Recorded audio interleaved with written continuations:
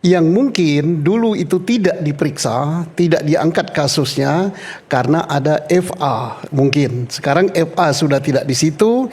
Saya yakin Kejaksaan Agung kalau berani ngangkat itu, dan saya yakin berani, bukan kalau ya. Informasi yang sangat bagus ya. Kebetulan sekarang FA sudah tidak memimpin Pitsus, kemudian masyarakat tertuju pandangannya kepada kejaksaan yang sekarang termasuk kasus Sony Sonjaya tadi ya, yang reputasinya sangat bagus gitu. Kita percaya, dan disinilah batu ujian untuk Kejaksaan Republik Indonesia. Informasi masuk dari Ordal, itu tadi N terlibat transaksi pengadaan barang fiktif. Kalau tidak salah sudah dibicarakan, ditulis di media besar di Indonesia, baik media cetak maupun media online ya. Kemudian malam ini kita dapat surat dari Pak Sony Ordal, ini tantangan untuk Kejaksaan Agung. Yang mungkin dulu itu tidak diperiksa, tidak diangkat kasusnya karena ada FA mungkin. Sekarang FA sudah tidak di situ. Saya yakin Kejaksaan Agung kalau berani ngangkat itu, dan saya yakin berani, bukan kalau ya. Beraninya Kejaksaan Agung pasti berani, dan ini yang akan meningkatkan reputasi kejaksaan. Masih banyak lagi nanti mungkin yang akan diungkap oleh dari Solo gitu kan, itu banyak. Tergantung masalah Asabri banyak beliau itu tahu. Oke, saya kira itu baik. aja. Kita berikan tepuk tangan. Kita berikan tepuk tangan Pak Sugeng. Silakan Bung Slamet Ginting. Pak Slamet, silakan. Pak Ginting. Ya, saya tentu mendukung dan ingin betul bahwa Presiden Prabowo menjadi panglima tertinggi pemberantasan korupsi. Jadi kita dukung apa yang dilakukan lembaga-lembaga itu. Mari kita kemudian kaitkan bahwa persoalan MBG, persoalan di PKH, dan persoalan yang terkait dengan kasus Febri kemarin itu berkelindan. Semuanya ada kaitan, tidak bisa dilepaskan. Misalnya begini, kurang dekat apa Presiden Prabowo dengan Dadan? Ya, bahkan pada saat itu yang bersangkutan sedang di Tanah Suci, naik haji. Mungkin tinggal kemudian komunikasi dan koordinasinya. Barangkali pada saat itu Jaksa Agung bicara kepada Presiden bahwa orang kepercayaan Presiden terindikasi korupsi dan lain-lain. Presiden dapat data. Oleh karena itu Dadan dipanggil secepatnya, pulang. Secepatnya, pagi masih jumpa Presiden, siangnya sudah kasusnya sudah beda. Nah, ini juga sama. Ternyata di Badan Gizi Nasional juga adalah orang-orang kepercayaan Presiden. Misalnya Letnan Jenderal Purnawirawan Ludwig Pusung itu membantu Presiden banyak. Jadi orang-orang dekat ini ternyata kalau Presiden dapat informasi, dipenggal tuh, gak ada urusan. Berarti itu kita lihat orang-orang deputinya atau wakilnya, termasuk Irjen Polisi Purnawirawan Sony Sonjaya, berarti Presiden sudah dapat informasi. Nah, mari kita lihat lagi di dalam kasus PKH, betul ini adalah andalan Presiden. Kalau kita lihat, ini ada hubungan-hubungan kelembagaan yang kurang bagus. Dan ini harus kita perbaiki, kelembagaan-kelembagaan itu. Misalnya begini, Satgas itu, Ketua Pelaksana Satgas, Jampitsus, ex officio nih. Lalu Wakil Ketua 1 adalah Kasum TNI. Wakil Ketua 2 adalah Kabar Reskrim. Sama dengan pengarah. Ketua pengarah Menteri Pertahanan. Wakil Ketua pengarah 1 adalah Jaksa Agung. Wakil Ketua pengarah 2 Panglima TNI. Wakil Ketua pengarah 3 adalah Kapolri. Kita dukung itu semuanya. Nah, menjadi persoalan juga adalah apakah ya pada saat ada kasus yang terkait dengan FA, apakah Kapolri menghadap Presiden untuk memberitahu masalah ini? Sampai sekarang belum terkonfirmasi. Apakah Presiden tahu? Ini Presiden seperti gagap, terdadak gitu ya. Mungkin tidak diberitahu. Mungkin ya. Dan tinggal dikonfirmasi. Karena belum ada dari istana, belum ada juga dari kepolisian. Nah, kondisi-kondisi ini barangkali yang menyebabkan muncul persepsi politik. Persepsi boleh. Kesimpulannya yang harus diverifikasi. Ada kemungkinan tersangkutlah elit-elit dari lembaga-lembaga ini. Misalnya tadi disebutkan ada 47 nama itu. Siapa 47 nama itu? Desas-desusnya ada yang terkait dengan bintang-bintang, ada terkait dengan partai politik. Mari kita simak pernyataan Presiden, polisi, militer, Kejaksaan Agung, kalian harus introspeksi diri. Artinya Presiden tahu kemungkinan ada oknum-oknum dari lembaga-lembaga itu. Nah, di sini ada gengsi masing-masing kelembagaan yang mungkin membuat ketersinggungan. Misalnya, kenapa sih tidak koordinasi dulu ke kepolisian yang terkait dengan polisi aktif? Brigjen Polisi lalu Muhammad Iwan. Kan begitu. Kemudian juga ada Kolonel Korps Peralatan Budi Utomo dari TNI. Ini kasus apa nih?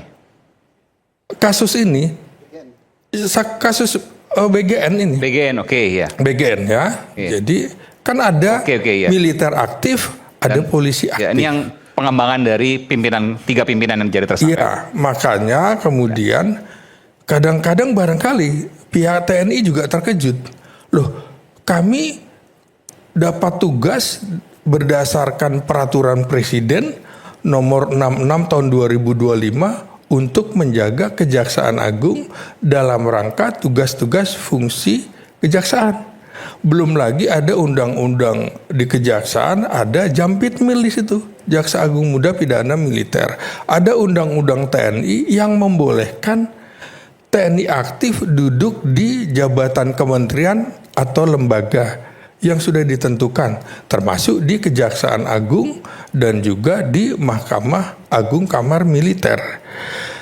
Dalam kasus Kolonel CPL Budi Utomo, kan Kejaksaan Agung langsung mengumumkan. Kenapa kemudian tidak dikomunikasikan kepada POM TNI? Kira-kira seperti itu. Dan ini kan hampir sama dengan kasus yang dulu dilakukan oleh kepolisian dalam kasus penyiraman air keras terhadap Andri Yunus. Tiba-tiba polisi membuat konferensi pers. Bukankah itu akan lebih baik diserahkan saja ke polisi militer untuk dia tangani? Nah, ini juga sama dalam kasus Brigjen Polisi lalu Muhammad Iwan itu, mungkin juga ada ketersinggungan kepolisian. Misalnya, mengapa sih tidak diserahkan ke kepolisian? Nah, inilah yang kemudian membuat kita tercengang karena di Indonesia ini kebetulan lembaga-lembaga ini ingin sebagai pencuci, tapi pencuci semua. Mestinya ada pencuci, ada yang menyetrika, ada yang melipat. Ini kan jadi tarik menarik seolah berlomba-lomba kepada Presiden bahwa ini loh kami lebih kuat, lebih hebat dari lembaga-lembaga lain. Padahal sebelumnya tujuan dibentuknya KPK adalah karena diduga polisi dan kejaksaan kurang kuat, maka dibuatlah lembaga extraordinary ini. Nah, tapi sekarang dulu ada batasan. Kalau tingkatnya sekian itu kepolisian, tingkatnya sekian kejaksaan. Dan rata-rata di dunia penanganan kasus korupsi itu kejaksaan. Dan ketika ada KPK yang jumlahnya sekian miliar, 100 misalnya, itu KPK. Yang terjadi sekarang adalah kritik terhadap KPK, apa itu? Seperti Komisi Pemberantasan Kepala Daerah, hanya kepala-kepala daerah aja. Kalau kita lihat kasus-kasusnya ini. Nah, ini juga kalau kita lihat dari konstruksi politik, maka menjadi tanda tanya besar. Kortas Tipikor kepolisian ini dibentuk 5 hari menjelang Presiden Jokowi lengser. Itu pada tanggal 15 Oktober 2024. Sama dengan tim seleksi KPK dibentuk bulan Mei 2024. Padahal Februari 2024, tanggal 14 Februari, sudah ada presiden baru. Nah, biasanya kalau sudah ada diumumkan presiden baru, ini tidak boleh membuat kebijakan kewenangan. Contoh kasus pada saat Megawati menyorongkan nama Jenderal Ryamizat Triakudu untuk jadi Panglima TNI. Padahal sudah keluar putusan Pilpres, SBY menang. Sehingga ini tidak jadi dilaksanakan. Artinya diserahkan kepada presiden baru.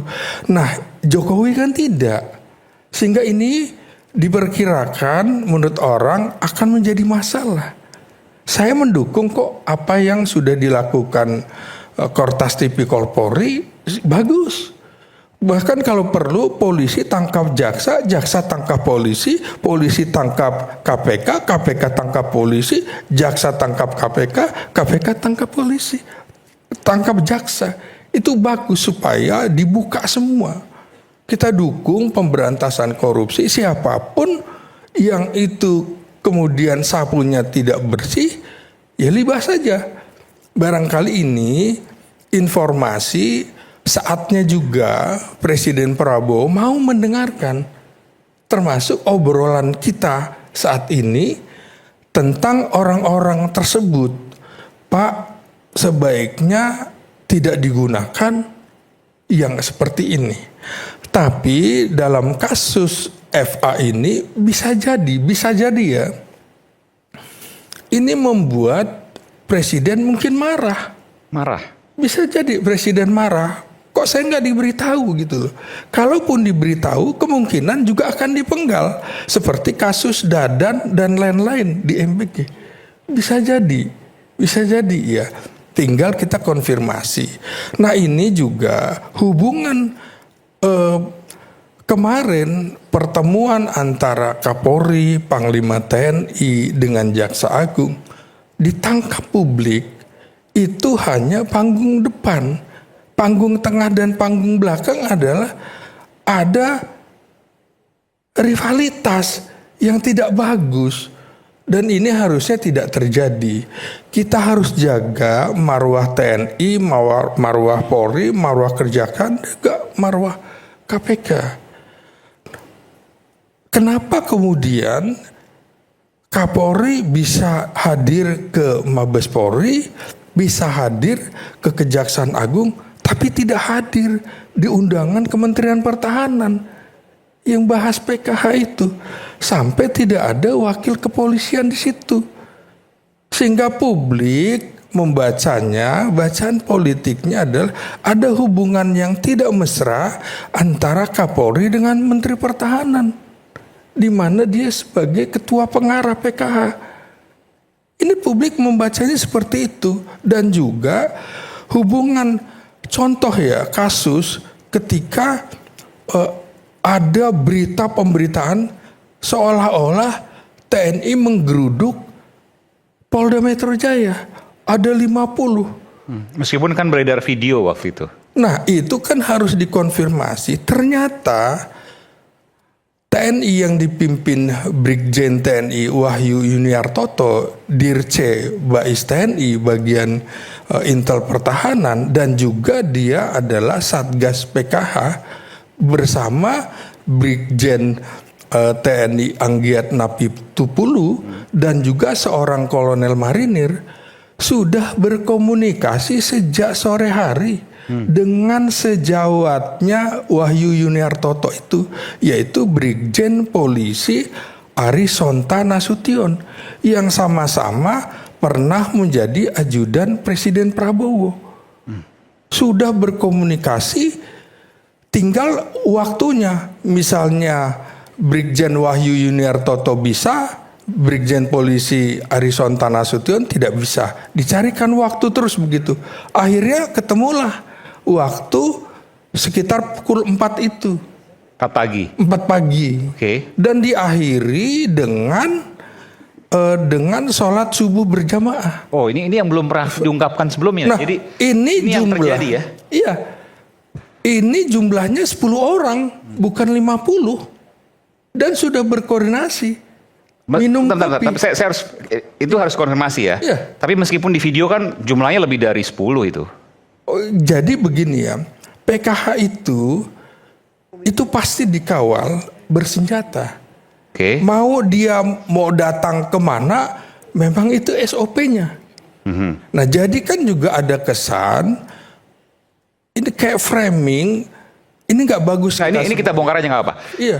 Tentu kan ada pertanyaan juga. Iya. Ada apa tujuan kemudian ke Polda Metro pada saat membongkar kasus Febri Adriansyah di mana ada uang barang bukti dan seterusnya? Diajak. Karena narasi yang berkembang waktu itu ingin mengambil barang bukti. Tentu itu perlu dicek-recek lagi. Itu justru diajak oleh Brigjen Polisi Arisonta, pertemuannya di Polda. Bukan di tempat lain. Kebetulan ada tugas dari Kapolri. Ya udah di sini saja. Yang tujuannya pada waktu itu? Tujuannya adalah supaya tidak membuat ada isu-isu yang berkembang tidak bagus. Artinya sama-sama mendukung. Oh, kalau pemberantasan korupsi, mari kita dukung. Nggak mungkin penyerbuan. Jadi banyak orang tidak ngerti tentang operasi militer. Sangat tidak mungkin ya di Polda yang terdiri dari kemarin ada 3 kompi terus penyerbuan 10 orang. Nggak masuk akal. Nah, itu dia hubungan yang baik. Ini jangan kemudian yang seperti saya khawatirkan seolah-olah diadu domba ini. Nggak boleh ada adu domba TNI Polri, adu domba Polri Kejaksaan dan lain-lain. Oke. Itu nggak bagus. Jadi kalaupun terjadi apa-apa ya oknumnya oknum saja. Jadi ini koordinasi antara sejawat. Nah, ini kemudian di framing lagi karena ada masa lalu yang terkait Wahyu Yuniartoto itu dengan Brigjen Polisi lalu Muhammad Iwan. Peristiwa 7 tahun lalu 2019 di Cilacap. Ketika AKBP lalu Iwan itu menuding Brigjen TNI Subagio mengambil HP-nya pada saat bulan puasa sahur itu di Hotel Cilacap. Nah, kebetulan Brigjen Wahyu Yuniartoto waktu itu sebagai letkol Dandim di Cilacap. Dia dapat informasi dari Brigjen Subagio, keluarga kami dituding seperti itu. Lalu kemudian dijagalah tidak bisa keluar AKBP lalu Iwan itu. Kemudian akhirnya dicek oleh petugas. Maaf Pak Ginting ya. Iya. Mungkin kita ini agak sulit gitu mencernanya. Tadi itu kan yang mau diangkat itu di Polda Metro. Kok sampai ke Cilacap sampai gitu. Jadi ini, saya tidak. Ini saya jelaskan makanya, Pak. Jadi ini kan yang di Polda Metro tadi tujuannya itu untuk sholat berjamaah bersama. Betul. Tapi yang ngajak sholat kan tidak hadir, yang ke Brigjen Polisinya kan. Iya. Nah, Brigjen Polisinya kan tidak ada. Kok tidak ada maksudnya? Enggak, katanya akan koordinasi karena ada Brigjen dan polisi siapa? Sudah bertemu sampai pertemuan itu diakhiri dengan sholat subuh berjamaah. Oke, sama-sama Brigjen TNI yang polisi tadi apa dia jabatannya? Brigjen Arisonta itu dia di Propam Polri. Nah, di Mabes Polri kan dia. Betul. Pertemuannya diajak oleh Brigjen Polisi Arisonta tuh di Polda Metro Jaya. Mengapa di Polda Metro? Mengapa pada jam itu? Dan mengapa ada banyak orang gitu, lebih dari 5 orang, 10 orang itu? Iya, itu kan pertemuan bisanya pukul itu. Jadi waktunya itu kan sangat mencurigakan. Kemudian membawa beberapa orang. Saya yakin itu, hakul yakin tujuannya bagus ya. Tapi artinya kadang-kadang sesuatu yang bagus pada saat yang tidak tepat gitu menimbulkan multitafsir dari publik. Kalau dari Polri nggak ada multitafsir negatifnya. Nah, makanya, yang multitafsir negatif itu netizen mengambil foto, kemudian itu haknya daripada netizen. betul. Kalau dari Polri sama sekali Polri tidak ada kecurigaan sama TNI dan hubungan antara TNI dengan Polri itu luar biasa baiknya. Iya. Ya, memang saya ini alumni, Pak. Iya, betul. Pak Ponto alumni. Beliau angkatan laut, saya tidur di markasnya beliau itu 1 bulan lebih. Si Tarda 1 bulan lebih. Tidur di Auri boleh. Tidak akan gitu. Betul. Nah, sekarang persoalannya ada pada saat yang tidak tepat gitu. Kalau ada kasus itu. Nah, jadi kalau mau mengklarifikasi ini kita serahkan saja kepada yang paling tahu hal ini adalah Humasnya TNI dan sudah diklarifikasi. Tidak ada penyeruan. Jadi kita tidak menambah lagi. Kalau kita tambah lagi ini menimbulkan bias informasi lagi. Sudah ada klarifikasi resmi dari TNI. Ya betul. Oke. Nah, jangan kita tambahi, kita pegang yang itu saja. Gitu. Iya betul. Justru Oke. saya bertanya kepada Kapuspen, saya juga bertanya pada Brigjen Wahyu itu penjelasannya apa? Karena ini nggak bagus.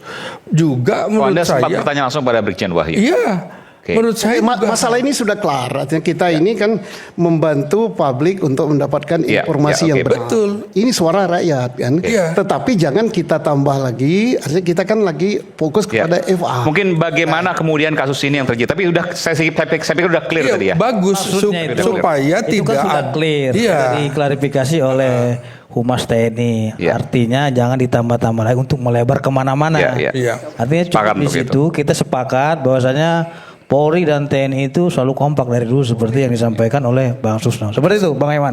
Iya, saya dukung justru supaya tidak ada pemikiran-pemikiran yang negatif. Ya. Kok Tapi koordinasi sudah clear, kok. betul, Pak Bagus. Ginting, sudah clear Nah, ini. jadi menurut saya persoalan-persoalan kelembagaan ini menjadi peluang bagi Presiden Prabowo untuk membenahi bahwa tujuannya baik semua. Tapi ketika kemudian terjadi tarik-menarik persaingan, itu yang nggak bagus. Jadi ini momentum menurut saya bagi Prabowo juga, bagi Presiden Prabowo untuk mengambil langkah dari kasus ini. Ya, publik tentu tidak percaya begitu saja yang ada di panggung depan. Tapi harus ada penjelasan, kalau tidak ini nanti dianggap penanganan pemberantasan korupsi hanya omon-omon. Jadi ini harus satu lagi ya. dibuktikan. Iya. Tadi tentang misalnya tindakan dari tidak ada komunikasi antara pimpinan Polri, Kapolri kepada Presiden. Oh, sangat ada, Pak. Tapi hal-hal seperti misalnya Pak Presiden izin menghadap, pasti Kapolri sudah menghadap. Pasti Kapolri sudah melaporkan. Bahkan Kapolri bersama Jaksa Agung dan ditambah Panglima TNI kalau nggak salah, itu bersama-sama ke Presiden. Tapi hal-hal yang seperti ini bukan konsumsi publik. Untuk sampai dengan untuk misalnya penangkapan FA dan sebagainya, Jaksa Agung sama Kapolri tahu dan memang Presiden sudah diberitahu terlebih dahulu. Tidak mungkin lah. Oh, ini Kapolri itu Bukan. pasti akan menyampaikan sesuatu. Saya ini Kabarisskrim. Ya. Untuk hal-hal yang sangat seperti ini, Sensitif. it is very impossible. Tanyalah Pak Bontone. Oke. Pasti hal-hal seperti itu Pasti karena dilaporkan ke Pak Presiden. melaporkan dan menghadap. Menghadap. Iya, tidak mungkin sesuatu. Tidak mungkin langsung main ambil. Tidak mungkin. Mensita dan seterusnya. Ya, karena Kapolri tahu ini kan akan membuat heboh. Pasti staf intelijennya Kapolri sudah memberi masukan, Pak, begini. Tidak mungkin lah, tidak. Ya. Jadi don't worry lah kalau Kapolri akan bertindak sendiri, tidak memberitahukan. Termasuk Jaksa Agung. Jaksa Agung pun tidak mungkin sesuatu itu tidak melaporkan kepada Presiden dan tidak mengontak Kapolri. hubungan di situ tuh sangat-sangat. Jadi waktu yang Brigjen lalu Muhammad Iwan itu pasti koordinasi. Sudah ada kontak satu. Karena apa? Hal-hal seperti itu tidak perlu disampaikan ke publik. Saya sudah kontak Jaksa Agung loh untuk ini. Katanya saya sudah lapor presiden. Enggak. Tapi pasti dilakukan. Lah, ini kan hubungan mereka ini sangat bagus. Jadi kita saja kadang-kadang yang menampakkan bahwa wah ini gilirannya hijau yang menguasai, kemarin gilirannya Polri, sekarang giliran jaksa. No. Baik pada level pimpinan maupun pada level pelaksana. Yang kita tidak tahu, yang kadang-kadang rebutan puntung rokok dan sebagainya, itu pada level bawah sekali. Kalau level-level menengah Baik, ke atas, saya tambahkan. Good. Ini kan Sangat bagus, Pak. Baik, ini kita- pernyataan Oke. Prof. Mahfud pada saat menjadi Menko Polkam. Sudah juga mengingatkan kepada Presiden Prabowo bahwa hubungan Kapolri dengan Jaksa Agung ini kurang baik. Tapi kan Pak Mahfud bukan berada di internal dalam. Bukan. Ya, Pada artinya saat tidak bisa Menko kemudian serta-merta kita. Dah, Saya sudah. tanyakan kepada Bakom boleh Iya. sedikit soal ini, silakan. Iya, saya rasa ada beberapa hal yang benar tadi kata Pak Susno, bukan dalam konteks konsumsi publik. Namun paling tidak yang bisa ditegaskan oleh pemerintah, Presiden tidak mau dan tidak boleh campur tangan terhadap proses hukum. Itu yang pertama, Mas Aiman. Kemudian yang kedua, mencermati diskusi kita pada malam hari ini, saya ingin tegaskan bahwa obor pemberantasan korupsi tidak mati dan tidak akan pernah mati terhadap kasus manapun. Semangat dari Presiden Prabowo Subianto, saya rasa sudah sangat tegas. Dalam dokumen janji politik Pak Prabowo sebelum menjabat sebagai Presiden ditegaskan keberpihakan soal pemberantasan korupsi. Dalam banyak pidatonya seperti pidato Hari Koperasi kemarin, saya rasa pernyataan Presiden tegas bahwa meminta setiap koruptor untuk berhenti melakukan kejahatan itu. Bahkan tadi sempat muncul dalam banyak pernyataan, Presiden juga mengingatkan agar setiap aparatur negara, termasuk di dalamnya aparat penegak hukum, untuk melakukan introspeksi diri. Presiden juga mengatakan, menyebut secara spesifik bintang yang ada di pundak setiap pejabat utama Polri, bintang yang melekat pada setiap pejabat utama TNI dan juga kejaksaan, sepatu yang mereka gunakan itu berasal dari rakyat. Maka dari itu tidak boleh ada praktik penyelewengan, terlebih praktik korupsi yang juga merugikan rakyat. Dan juga Mas Aiman, kalau saya ingin selain pernyataan tadi, ada beberapa tindakan, kebijakan dari pemerintah untuk mempertebal komitmen Presiden terhadap pemberantasan korupsi. Sebelum saya nanti menukik sedikit pada konteks diskusi kita hari ini, Presiden membentuk, tadi sudah disebut, awal tahun 2025 membentuk Satuan Tugas Penertiban Kawasan Hutan. Ada triliunan rupiah yang bocor selama ini, dan terbukti dalam banyak kerja-kerja Satgas PKH, data terakhir itu Mas Aiman saya bacakan sedikit, lebih dari 30 triliun rupiah itu kembali ke negara terkait dengan tindakan administratif denda yang dijatuhkan Satgas PKH. Ada 5,8 atau 5,9 juta hektar hutan yang kembali ke negara karena ada praktik ilegal di dalam kawasan hutan. Selain itu Mas Aiman, kalau di total jumlah penyelamatan keuangan negara dari Satgas PKH itu menyentuh angka 371 triliun rupiah. Nah, itu data-data terkait dengan penegakan hukum di era Presiden Prabowo yang juga menyinggung keuangan negara. 20 Mei kemarin Mas Aiman, Presiden juga membentuk Badan Baru Ekspor. Disampaikan pidato Presiden di rapat paripurna, ada praktik misalnya transfer pricing, under invoicing, dengan total kebocoran selama ini Mas Aiman, datanya fantastis, 15,9 ribu triliun dari tahun 91 sampai tahun 2024 dan dengan kebijakan baru pencatatan ekspor diharapkan dapat menghentikan praktik-praktik ilegal itu. Mas Aiman, saya sedikit menukik pada diskusi kita pada malam hari ini. Tentu pemerintah sangat amat menghormati dan menghargai proses hukum, baik yang dilakukan oleh Kortas Tipikor, Polda Metro Jaya, dan Kejaksaan Agung. Jika kemudian proses hukum ini sampai pada proses peradilan dan terbukti secara sah dan meyakinkan, tentu pemerintah mengutuk keras praktik ini. Satu, dilakukan oleh aparat penegak hukum. Dua, terlebih diberikan mandat oleh pimpinan lembaga, diberikan mandat oleh peraturan perundang-undangan yang bersangkutan. Sekali lagi, jika kemudian terbukti secara sah dan meyakinkan, diberikan mandat untuk memberantas korupsi. Dan juga, Mas Aiman, kemarin kita melihat, kalau tadi disebut ada panggung depan, panggung belakang, tapi paling tidak yang tampak oleh masyarakat ada soliditas yang dibangun dan diperlihatkan dari Panglima TNI, Kapolri, dan Jaksa Agung. Itu sebenarnya sikap dari eksekutif untuk menciptakan ketenangan di tengah masyarakat. Bahwa sebenarnya ini adalah pemberantasan korupsi yang layak didukung, baik ditangani oleh kepolisian maupun kejaksaan. Apalagi pengawasannya terbuka, Mas Aiman. Kalau nanti sampai ke proses peradilan, sistem pengadilan kita kan terbuka untuk umum. Kalau ada masyarakat tidak sepakat, tadi Mas Boyamin bisa mengajukan pra-peradilan. Ada Kompolnas di sana, ada komisi kejaksaan, bahkan kalau masuk di pengadilan, ada komisi yudisial. Pesan pemerintah, Mas Aiman, pemerintah ingin memastikan bahwa penegakan hukum ini berjalan independen, objektif, dan profesional.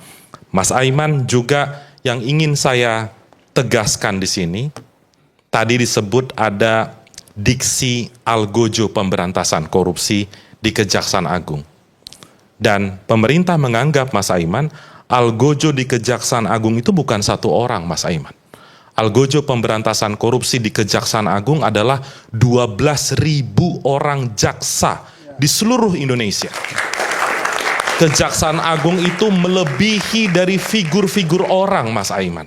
Misalnya saya sebut, Mas Aiman, prestasi Kejaksaan Agung dalam konteks penyelamatan kerugian keuangan negara dari tahun 2020 sampai tahun 2026 yang terbukti berdasarkan putusan pengadilan, angkanya 131,5 triliun rupiah.